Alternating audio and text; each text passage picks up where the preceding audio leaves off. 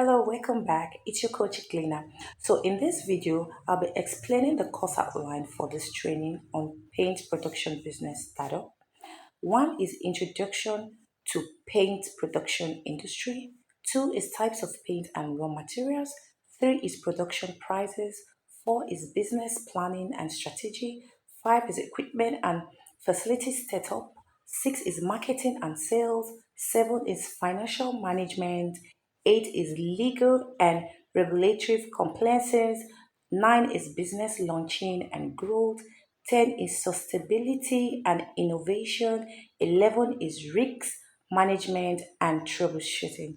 At the end of this training program, you will have the knowledge and skills and well-structured business plan to embark on your own paint production business process. So we encourage all of you all of you to continue seeking mentorship and industrial insight as you start up your own paint production business.